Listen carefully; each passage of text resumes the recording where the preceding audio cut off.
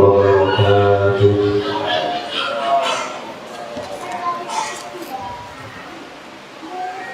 Alhamdulillah, nahmaduhu wa nasta'inuhu wa nastaghfiruh wa na'udzu billahi min shururi anfusina wa min sayyi'ati a'malina. Man yahdihillahu fala mudilla lahu wa man yudlil fala hadiya lahu. Asyhadu an la ilaha illallah wahdahu la syarika lahu wa asyhadu anna Muhammadan abduhu wa rasuluh. Subhana la ilma lana illa ma 'allamtana innaka antas samiul 'alim. Rabbi shrah li sadri wa yassir li amri wa hlul 'uqdatam min lisani yafqahu qawli.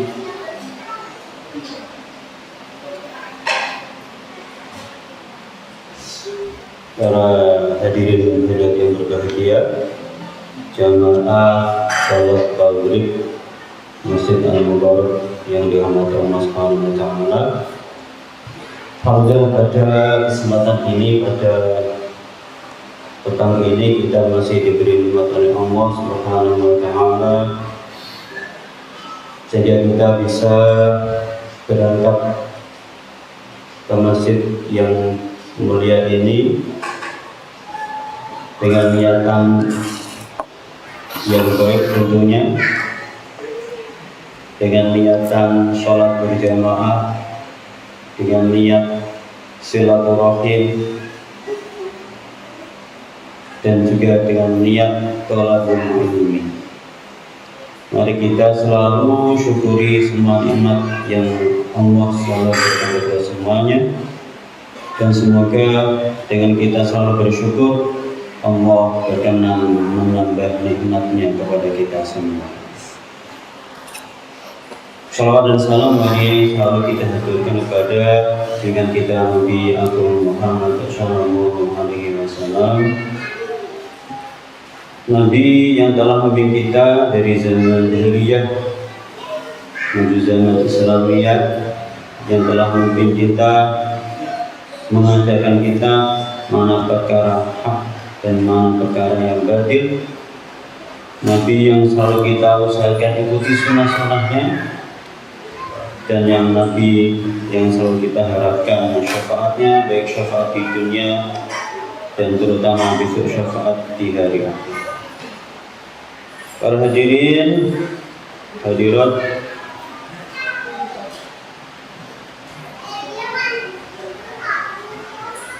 jamaah kajian malam Jumat yang dirahmati Allah Subhanahu wa taala, pada malam ini kita melanjutkan kajian kita bisa kembali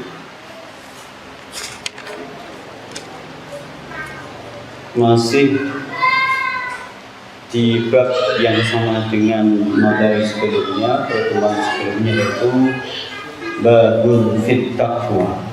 Kita akan masih membahas bab tentang takwa.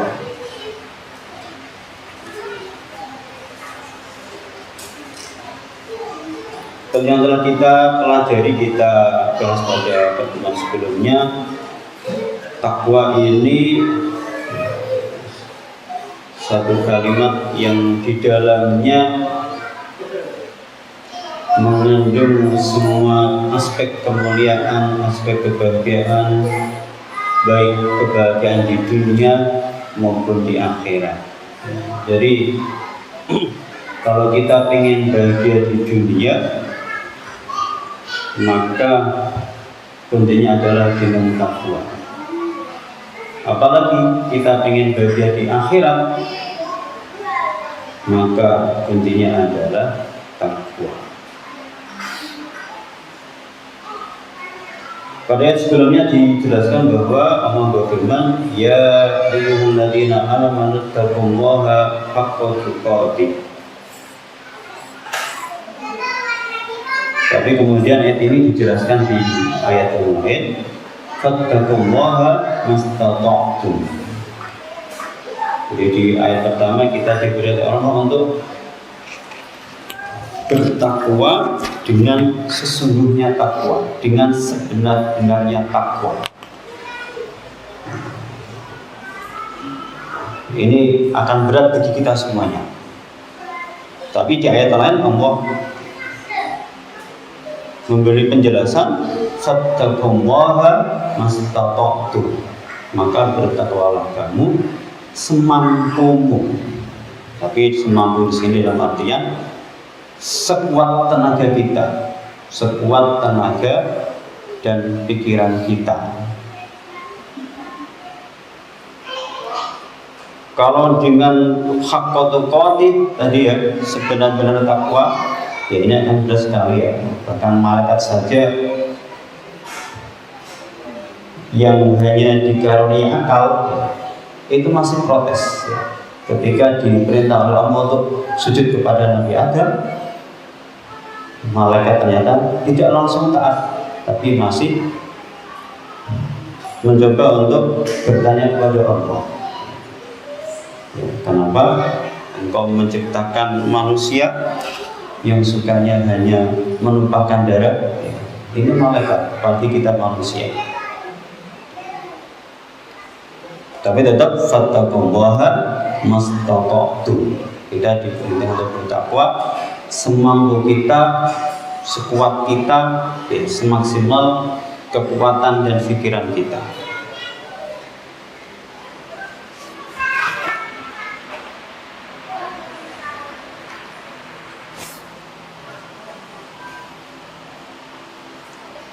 Takwa itu adalah ya seperti yang selalu diwasiatkan oleh khatib tiap hari Jumat ya, termasuk di siang hari tadi, bahwa kita diperintahkan, diingatkan untuk meningkatkan ketakwaan kita dalam artian berusaha menjalankan perintah-perintah Allah dan menjauhi segala larangan-larangan Allah.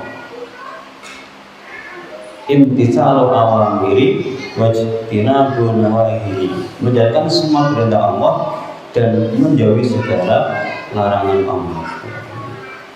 Ini sangat penting sekali takwa ya. Bahkan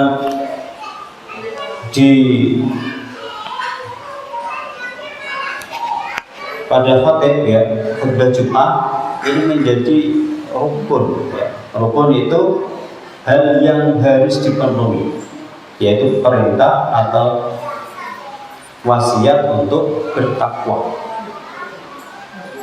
baik di khutbah pertama maupun di khutbah kedua. Ini saking pentingnya takwa ini. Jadi saya punya cerita ini, saya mengalami sendiri ya. Jadi ketika sholat Jumat ini kan biasanya khotibnya kan terjadwal. Malam Jumat ini siapa, Jumat kedua siapa, dan seterusnya. Nah ini entah ada yang salah pemahaman mungkin. Jadi ketika sebelum sholat Jumat dimulai, ya, biasanya sebagian masjid ada pengumuman bahwa Jumat ini khotib akan disampaikan oleh bla bla bla bla. Ini takmir masjid ini ya, tanpa mengecek dulu, ya, tanpa konfirmasi dulu, ya, langsung menyebut bahwa Jumat ini mau akan diimami oleh saudara ini. Ya, ketepatan waktu itu ternyata yang disebut tidak hadir, belum hadir di masjid tersebut. Ditunggu ya, di jamaah juga saling melihat kanan kiri. Ditunggu gak ada yang naik ke mimbar, ya, ditunggu. Takmir juga saling bertanya. Akhirnya karena tidak ada yang naik mimbar, yang ditunggu tidak datang. Kemudian takmir tadi yang membuat pengumuman itu yang terpaksa menggantikan. Ya, mungkin juga tidak ada persiapan sebelumnya. Ya, karena mendadak menjadi khotib, ya sesuai dengan syarat dan hukum, ya khotib ini menjalankan sesuai urutannya. Ya, setelah khutbah pertama ya, selesai lancar, kemudian khutbah kedua. Nah, ini ada cerita di sini. Ketika khutbah kedua ternyata si khotib ini karena mungkin hidup atau gimana, ternyata di khutbah yang kedua ini khotib tidak menyebut ittaqullah, tidak menyampaikan nasihat untuk bertakwa. Ya, setelah alhamdulillah wassalatu wassalamu terusnya itu terus mendoakan kaum muslimin, ya sudah selesai, sudah tutup, bahkan sudah komat. Tapi ternyata di sana ada yang lain yang memperhatikan itu. Ada yang memperhatikan dan mengingatkan bahwa di khutbah yang kedua ternyata khotib belum menyampaikan wasiat bertakwa tadi.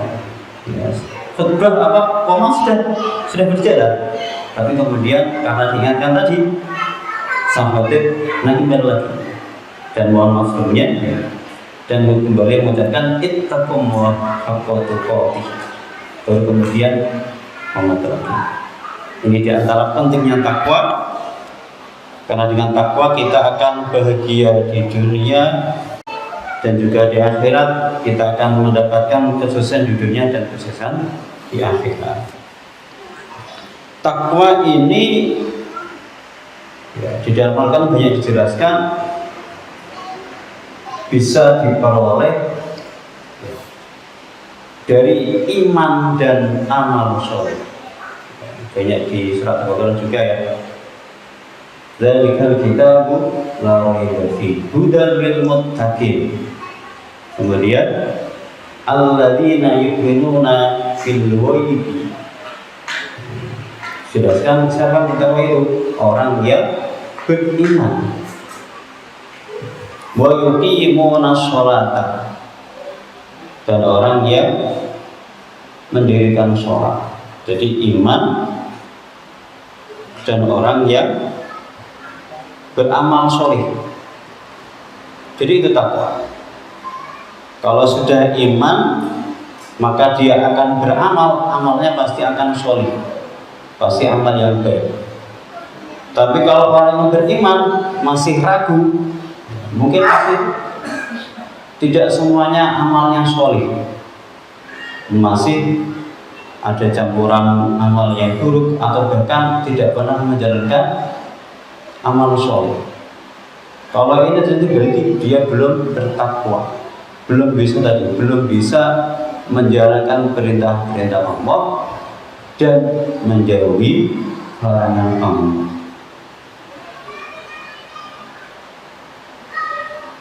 Atau di ayat yang lain, ini ayat populer juga yang puasa itu ya. Kutiba alaikumus syiyamu kama kutiba alladziina min qablikum la'allakum tattaqun. Supaya bertakwa. Jadi sebetulnya ada beriman dan berpuasa. Beriman dan puasa adalah termasuk amal yang sholih. Jadi karena iman maka orang akan beramal soleh, dan gabungan iman dan amal soleh ini akan mewujudkan takwa. Jadi ini takwa itu, dia percaya kepada Allah dan juga menjalankan amal soleh, berarti menjalankan perintah-perintah Allah. Kalau cuma beriman saja tapi tidak mau sholat, tidak mau puasa, tidak mau zakat, berarti belum bertakwa.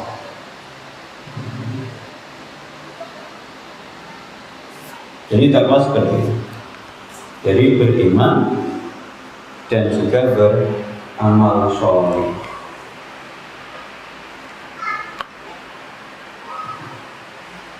Asal itu ya, kita lanjutkan hadis yang ketiga di bab takwa ini.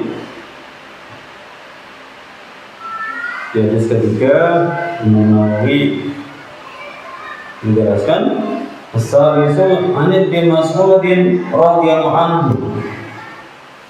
Ketiga diriwayatkan dari sahabat Ibnu Mas'ud radhiyallahu anhu, semoga Allah meridhai beliau, an-nabiyya sallallahu alaihi wasallam, sahabat Ibnu Mas'ud bercerita, sesungguhnya Nabi Muhammad sallallahu alaihi wasallam kana yaqul, beliau pernah berkata, Allahumma inni as'alukal huda wat tuqa wal afafa wal ghina. Ini sebuah doa bagi kita. Allahumma inni, ya Allah, inni as'aluka, sungguh kami mohon kepadamu, al-huda, petunjuk, wat tuqa, takwa, wal afafa, dan terjaga dari ketergantungan pada orang lain, wal ghina, dan kecukupan. Jadi di dalam hadis ini Nabi Muhammad memohon kepada Allah. Tentunya kalau Nabi Muhammad ini adalah contoh bagi kita. Nabi Muhammad sudah terjaga, pasti dapat petunjuk. Nabi Muhammad pasti orang yang bertakwa. Tapi kenapa Nabi Muhammad mengucapkan ini? Ini adalah untuk contoh bagi kita.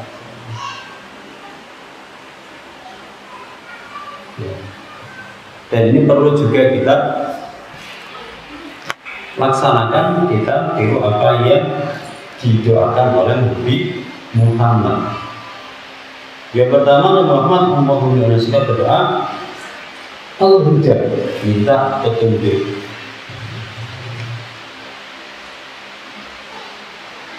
Ya, ini yang pertama, petunjuk. Jadi kita semua ini tanpa petunjuk Allah, maka apa yang kita kerjakan semua itu akan salah. Ya, kita bisa sampai ke sini, datang ke masjid ini, kita ngaji di sini. Ini semua adalah atas petunjuknya Allah, bukan karena kita. Ya, di saat yang lain, habis maghrib, habis sholat maghrib mungkin santai-santai ngopi, yang di rumah mungkin nonton TV atau update status di HP. Ya. Tapi kita dengan dapat petunjuk dari Allah, hidayah dari Allah, kita diberangkatkan untuk hadir di sini. Kita digerakkan Allah untuk hadir di masjid ini. Tidak hanya ketika nanti saja, bahkan kita hadir sebelum sholat maghrib dikerjakan. Nah, kalau orang cuma ingin enak saja, mungkin di sini kan mungkin sudah sholat maghrib, ya, di sini tinggal karena ada snacknya, ya. Ada minumnya, nggak usah ke warung, ya. Tapi di sudah ada semuanya. Ya. Tapi tidak, kita ternyata berangkat di sini sebelum maghrib, bahkan ada yang sebelum azan sudah sampai di sini. Waktu kok yang kedua doa dari Nabi Muhammad, waktu kok dan takwa. Ini harus kita mohon pada Allah. Jadi semua kita mohonkan kepada Allah. Takwa dan kita selalu mohon kepada Allah agar kita itu selalu dapat kekuatan, bisa menjalankan perintah Allah dan bisa menjauhi larangan Allah. Ya. Selalu kita doakan. Kalau kita bisa sesuai doa ini, maka tadi kita akan dilindungi Allah untuk selalu mengerjakan perintah Allah dan menjauhi larangan Allah. Maka nanti ya tadi kehidupan dunianya bahagia ya, karena sesuai aturan. Ya semuanya dikerjakan sesuai aturan. Ya, waktu sholat ya sholat, waktu kerja ya kerja. Ya, itu kan takut. Jam kerja di sini kok jam 7, ya, berarti berangkatnya jam 7 sampai di sini jam 7. Ya, kerja kan juga perintah Allah, kerja juga ibadah kepada Allah. Ya, dan kerja juga ada aturan di dalamnya. Kita jam pulang di sini jam 4 baru pulang. Ya, kita minta Allah itu bisa menjalankan sesuai aturan yang berlaku, baik aturan dari Allah dan Rasulnya maupun aturan yang dibuat oleh lembaga kita, karena itu juga demi kebaikan, demi kemajuan kita semua. Wal afafa, ini asalkan wal afafa, kemudian berdoa minta tidak menjagakan untuk meminta kepada orang lain, untuk tidak berharap kepada orang lain, hanya berharap kepada Allah Subhanahu wa Ta'ala. Ini kan juga perlu kita pelajari. Karena manusia itu, kalau kita berharap pada manusia, kalau kita nggak sesuai dengan kita nanti akan kecewa. Ya, mungkin pernah mengalami semuanya. Kita kadang berharap, ya, umpama hari ini biasanya kajian itu ada Senin ada minum, ya, ketepatan pas hari itu nggak ada Senin nggak ada minumnya. Padahal sudah berharap tadi, yes, aku tak berangkat kajian, nggak usah bawa uang, nanti di sana ada Senin ada minum, supaya enak. Tapi ternyata pas hari itu nggak ada. Ini kan kalau kita sampai seperti itu nanti kan kalau nggak terpenuhi kita kan akan kecewa. Maka kita selalu memohon kepada Allah agar kita hanya berharap kepada Allah. Kalau kita berharap pada Allah, janji Allah itu pasti dipenuhi oleh Allah. Kalau Allah pernah berfirman, wa may yattaqillaha yaj'al lahu makhraja. Barang siapa yang bertakwa kepada Allah maka akan dapat jalan keluar, ya pasti akan dapat jalan keluar.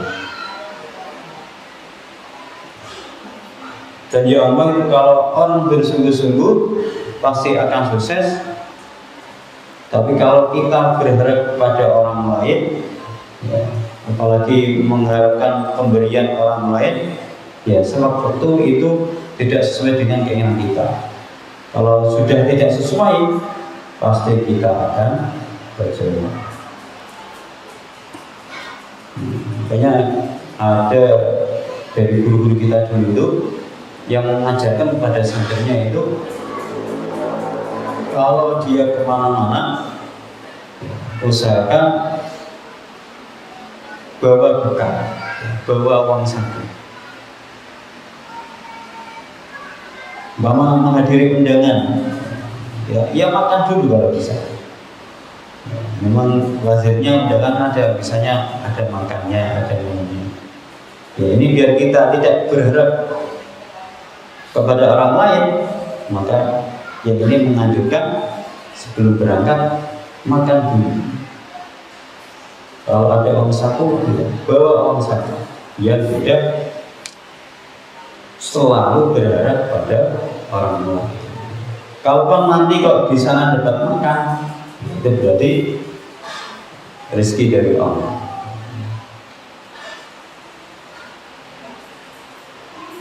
Wal afafa, ya, kita selalu merasa cukup hanya kepada Allah. Apapun yang diberikan Allah pada kita, kita selalu terima.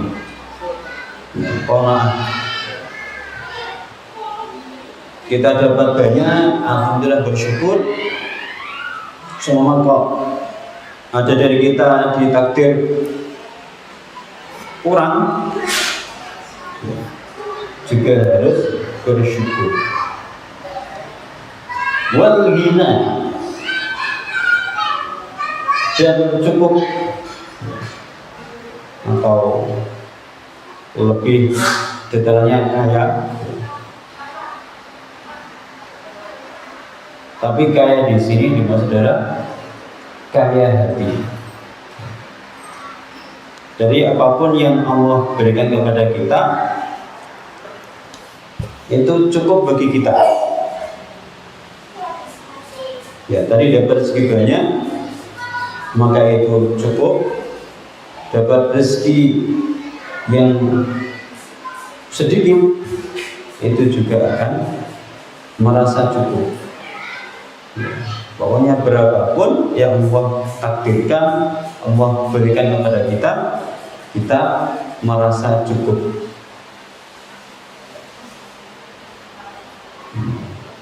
Ini doa dari Nabi Muhammad. Jadi kita berdoa minta petunjuk kepada Allah, kemudian minta bisa bertakwa kepada Allah, kemudian minta tidak berharap kepada orang lain, dan yang terakhir kita minta cukup apapun yang Allah berikan kepada kita, kita selalu merasa cukup. Rawahu Muslim, jadi ini diriwayatkan oleh Imam Muslim. Ar-Rabi'u, hadis yang keempat, An Abi Tharifin Adiyin ibni Hatim At-Ta'i radhiyallahu anhu, diriwayatkan dari sahabat Abi Tharif.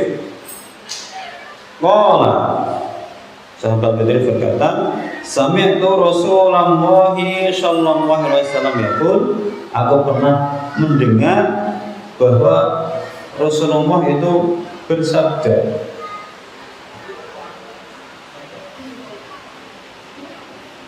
man halafa ala yaminin summa ra'a atqa lillahi minha falyati at-taqwa. Man halafa, barang siapa yang pernah bersumpah, ya, sumpah ala yaminin, ya, bersumpah, summa ra'a, kemudian orang tersebut melihat qawlillahi, barang yang lebih baik di sisi Allah dari sumpah tadi, minha, dari sumpah tadi, falyati at-taqwa, maka sebaiknya dia memilih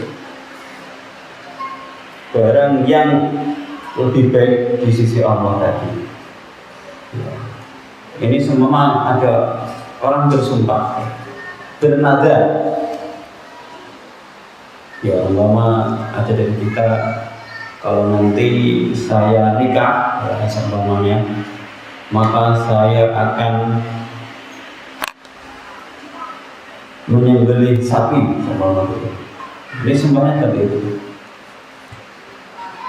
Kemudian ternyata di tengah perjalanan, ya, ternyata orang ini benar-benar nikah.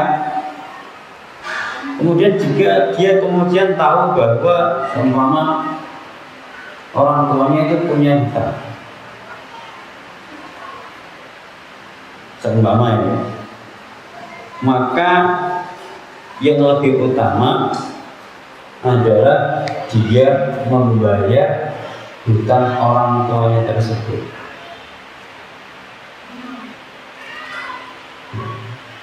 Jadi berarti itu, barang siapa yang pernah bersumpah, tapi di tengah perjalanan sumpah itu harus dikerjakan, kok ada hal yang lebih baik di sisi Allah, yang lebih bermanfaat menurut Allah, maka yang dipilih adalah hal yang lebih bermanfaat tadi di sisi Allah.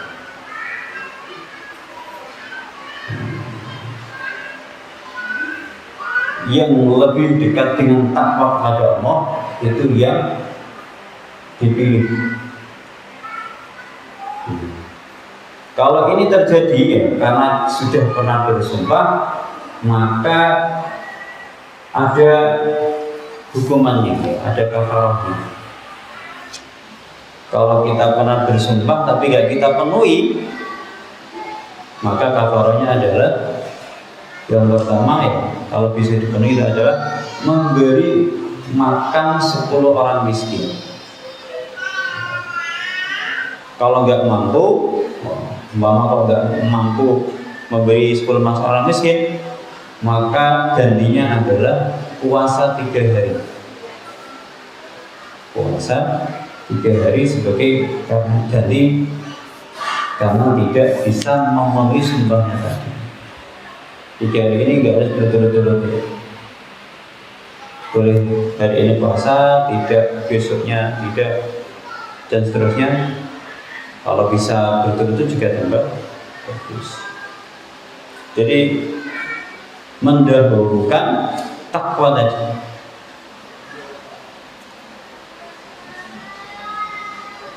Jadi itu pentingnya takwa.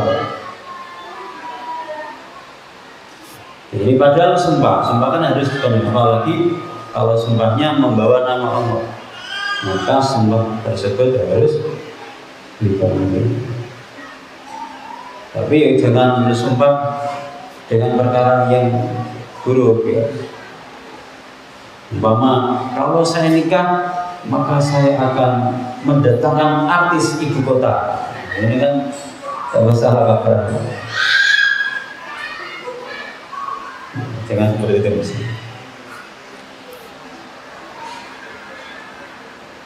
Al-khamisu, hadis yang kelima, an Abi Umamah Sudai bin Adlan al-Bahili radhiyallahu anhu, diriwayatkan dari sahabat Abi Umamah, qala, beliau berkata, sami'tu Rasulullah sallallahu alaihi wasallam, bila pernah mendengar Rasulullah bersabda,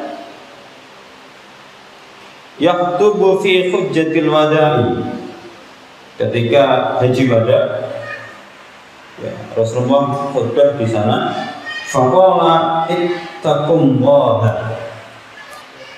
Pesan Nabi yang pertama adalah ittaqullaha, bertakwalah kamu kepada Allah. Wa shallu khamsakum, dan sholatlah 5 waktu. Khamsun 5 ya, dan sholatlah 5 waktu. Jadi yang pertama adalah ittaqullah. Pokoknya apapun harus dengan ittaqullah, bertakwa kepada Allah, menjalankan perintah Allah dan menjauhi larangan Allah. Ini ada satu cerita ya di kisah-kisah orang terdahulu ya. Dulu ada santri ya, ada santri banyak ya, ketika sudah lama ngaji nyantri, kemudian syekhnya memanggil semua santri, dikumpulkan, dan syekh ini berkata kepada semua santri, karena selama mondok nyantri itu ya, semua kecukupan itu dari orang lain. Kemudian saya ini berkata, ya, tidak baik selalu bergantung kepada orang lain. Maka hari ini aku utus kamu sekalian untuk bekerja. Bekerjalah seperti ayahmu dulu bekerja. Dan jangan lupa dalam bekerja ini selalu diiringi dengan takwa kepada Allah. Ya, salah satu santri pulang, ya menemui ibunya, sampai rumah bertanya pada ibunya. Santri bertanya pada ibunya, ibu dulu ayah kerjanya apa? Ya. Syekhku berpesan agar aku bekerja sesuai apa yang ayah dulu kerjakan. Ya. Kemudian ibunya menjawab, ayahmu sudah meninggal. Karena memang ayahnya sudah meninggal. Tapi dilanjut terus di desak oleh anaknya untuk bertanya kepada ibunya, sebenarnya bahwa pekerjaannya itu apa? Ya karena merasa terdesak, kemudian ibu menjawab, ayahmu dulu itu pencuri. Ternyata ayahnya seorang pencuri. Ya karena santri ini lugu ya. Pokoknya apa yang dikatakan syekhnya, gurunya dikerjakan. Ya udah, aku tak mencuri seperti ayah dulu.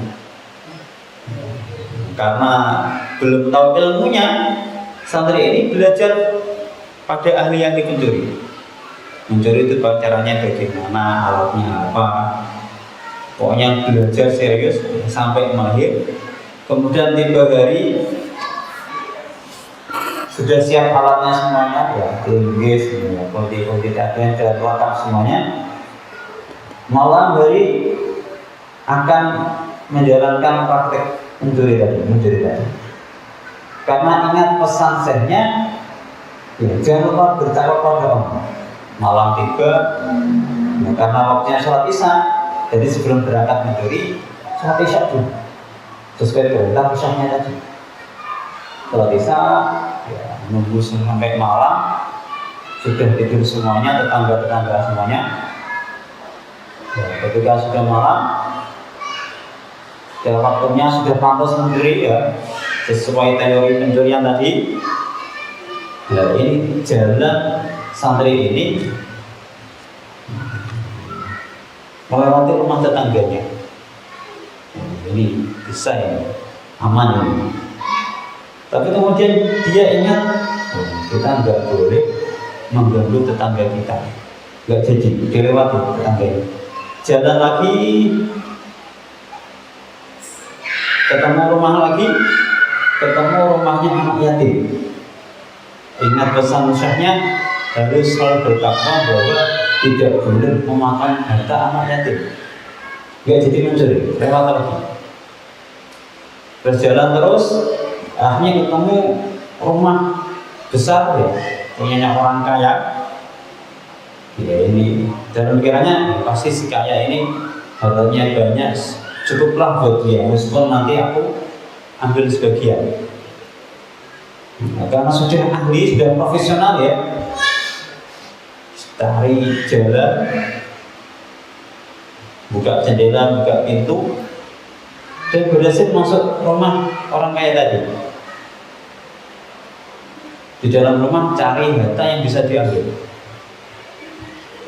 Ya, ketika ketemu, kemudian dia berpikir, oh ini harta ini orang banyak sekali. Ini mungkin dia nggak pernah zakat. Ya. Baiklah, aku akan membagi harta ini mana yang berhak dimiliki orang lain ini dan mana yang harus dizakatkan. Karena sesuai pesannya saya tadi.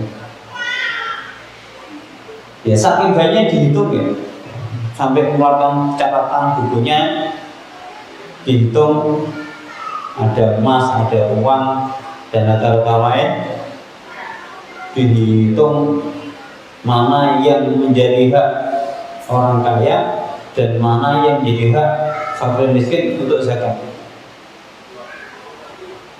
Saking banyaknya, ya, sampai fajar, sampai subuh. Dia menengok, kok waktunya subuh? Udah, aku tak sholat subuh dulu. Sesuai perintah syekhnya. Kemudian dia wudhu. Karena ingat pesan syekhnya bahwa sholat fajar, ya, sholat qobliyah subuh itu lebih baik dari dunia dan seisinya, maka dia sholat sunnah dulu.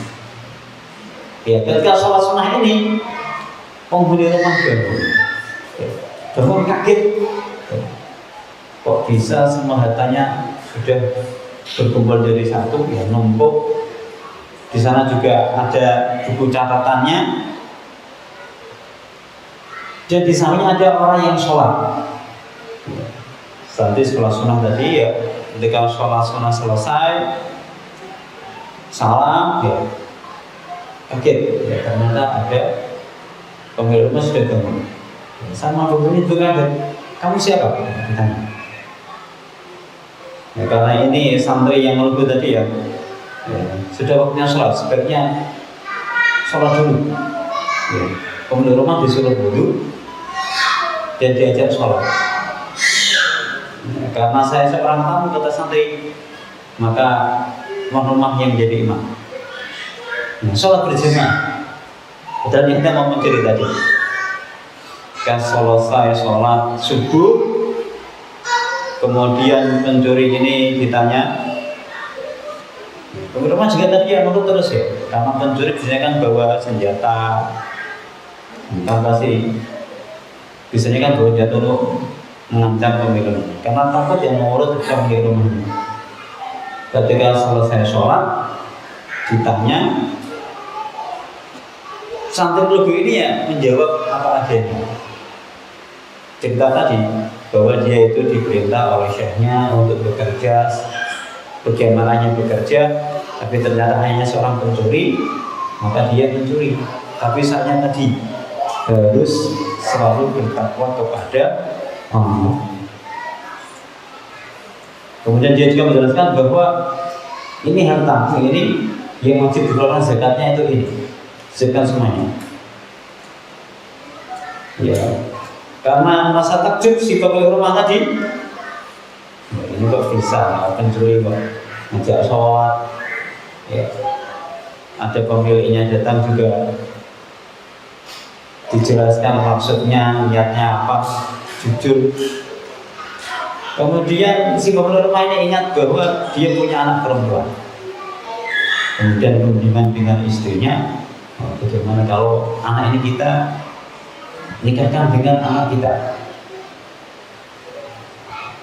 Ya, setelah ditanya ternyata anaknya juga mau, ya akhirnya dinikahkan. Ini barokahnya tadi. Selalu bertakwa dimanapun. Padahal niatnya mencuri, tapi karena mencurinya selalu diiringi dengan takwa, akhirnya yang dicuri juga jadi baik, jadi orang yang bertakwa, semuanya jadi baik. Orang sekelilingnya juga ketularan baik. Ittaqullah, pesan Nabi di Haji Wada, wa shollu khamsakum, dan sholatlah 5 waktu. Wa sumu syahrakum, dan puasalah syahrakum di bulan Ramadan. Wa addu zakata amwalikum, dan tunaikanlah zakat dari hartamu. Itu pesan Nabi Muhammad. Yang pertama bertakwa, kemudian sholat, yang ketiga puasa, kemudian zakat, terus yang kelima wa ati'u umara'akum, dan taatilah pemimpin-pemimpinmu. Ini juga perintah dari Nabi Muhammad. Kita diwajibkan taat kepada pemimpin kita. Jangan juga ada ayatnya wa ati'u wa ati'u rasul wa ulil amri minkum. Kita juga diperintah untuk mentaati pemimpin kita. Taat yang bagaimana? Tentunya taat yang sesuai dengan perintah Allah dan Rasulnya, bukan taat kepada hal-hal yang dilarang oleh Allah dan Rasulnya. Pokoknya bagaimanapun pemimpin kita Kalau memerintah kepada kita, maka kita harus taat selama perintah itu sesuai dengan ajaran Nabi Muhammad. Terus kalau kita mengkritik bagaimana? Ya, boleh kita mengkritik. Mengkritik juga boleh. Bahkan ada yang mengatakan bahwa mengkritik kepada pemimpin yang zalim itu adalah jihad bagi kita.